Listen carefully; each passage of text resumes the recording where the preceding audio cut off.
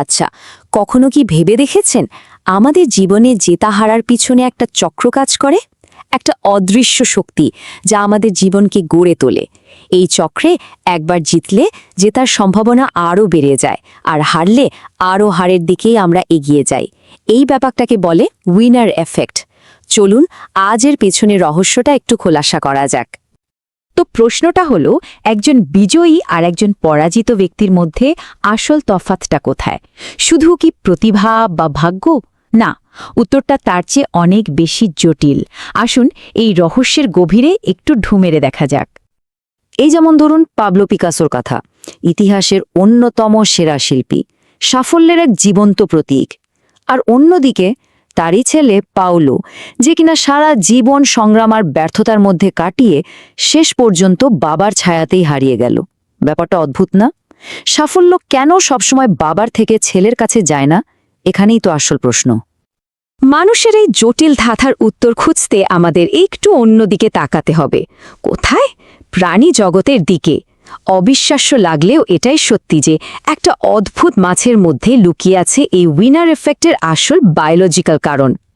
শুধু একবার ভাবুন, পূর্ব আফ্রিকার একটা লেকে একটা দুর্বল, যাকে বলে লুজার ফিশ, সে প্রায় চোখের পলকে একটা প্রভাবশালী উইনার ফিশে পাল্টে যেতে পারে। কিভাবে?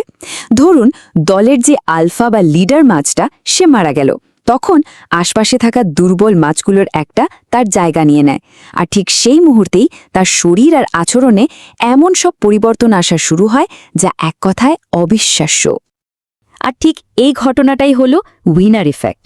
সোজা কথায় এটা একটা বায়োলজিক্যাল ফিডব্যাক লুপ।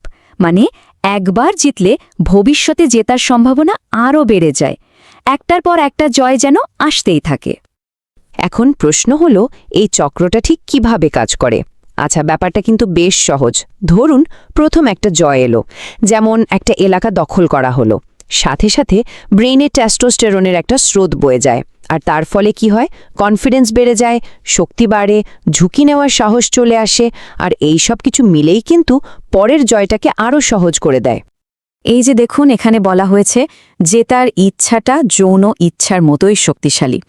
বুঝতেই পারছেন জেতার এই যে তাগিদ, এটা আমাদের বায়োলজির কতটা গভীরে গেঁথে আছে। তো এই বায়োলজিক্যাল পরিবর্তনগুলো তো গেল, কিন্তু এগুলোর ফলে আমাদের মনে আর মস্তিষ্কে ঠিক কী ঘটে? কারণ জেতাটা তো শুধু শরীরের ব্যাপার না, তাই না? এটা আমাদের পুরো মাইন্ডসেটটাকেই বদলে দেয়। একজন বিজয়ী আর একজন পরাজিত ব্যক্তির মানসিকতার মধ্যে কিন্তু আকাশ পাতাল তফাৎ। যারা জেতে তাদের ফোকাস থাকে লক্ষ্যের দিকে, পুরস্কারের দিকে, তারা ঝুঁকি নিতে ভয় পায় না। আর অন্যদিকে যারা হারে তাদের মনোযোগ থাকে বিপদের দিকে, হুমকির দিকে, তারা ঝুঁকি এড়িয়ে চলতে চায়। তবে একটা মজার ব্যাপার আছে জানেন, বিপদ চেনার ক্ষেত্রে কিন্তু পরাজিতদের দক্ষতা বিজয়ীদের চেয়ে অনেক বেশি। আসলে ক্ষমতা এক ধরনের নেশার মতো। যখনই একটা জয় আসে, টেস্টোস্টেরন ব্রেইনের রিওয়ার্ড সেন্টারকে চালু করে দেয়, আর সেখান থেকে বের হয় ডোপামিন, আমাদের ব্রেইনের সেই ফিল গুড কেমিক্যাল। এই ডোপামিনের জন্যই আমাদের এত ভালো লাগে। আর এই ভালো লাগাটা আরও ক্ষমতা, টাকা বা ঝুঁকি নেওয়ার জন্য একটা তীব্র ইচ্ছা তৈরি করে। তবে এই ক্ষমতার একটা অন্ধকার দিকও কিন্তু আছে। ক্ষমতা যখন নিয়ন্ত্রণের বাইরে চলে যায়, তখন সহানুভূতি কমে যেতে থাকে। আত্মবিশ্বাস এত বেড়ে যায় যে মানুষ ঝুঁকির ব্যাপারেই অন্ধ হয়ে যায়। ক্ষমতাবানরা ভাবতে শুরু করে নিয়মকানুন তাদের জন্য না, আর অন্যদেরকে তারা নিজেদের লক্ষ্যের সিঁড়ি হিসেবে দেখতে শুরু করে। এই যে জেতা হারার চক্র, এটা কিন্তু শুধু আমাদের মন বা ব্যবহারেই আটকে থাকে না। এর প্রভাব এতটাই গভীর যে এটা আমাদের আয়ু পর্যন্ত ঠিক করে দিতে পারে। হ্যাঁ, ঠিকই শুনছেন। স্ক্রিনের এই সংখ্যাটা একবার দেখুন, +4, 4 বছর। অবিশ্বাস্য লাগতে পারে, কিন্তু একটা বিশেষ ক্ষেত্রে যারা জেতে তারা পরাজিতদের চেয়ে গড়ে 4 বছর বেশি বাঁচে। কি সে ক্ষেত্র? চলুন দেখা যাক। ঠিক ধরেছেন, অস্কার। এই চার্টটা দেখলেই ব্যাপারটা পরিষ্কার হয়ে যাবে। অস্কার বিজয়ীদের গড় আয়ু প্রায় 79.7 ইয়ার্স, আর যারা শুধু নমিনেশন পেয়েছেন তাদের 75.8 বছর।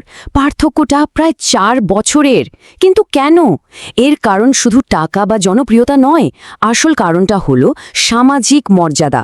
একটা গোষ্ঠীর একেবারে শীর্ষে থাকার যে অনুভূতি, সেই গভীর বায়োলজিক্যাল স্বস্তি।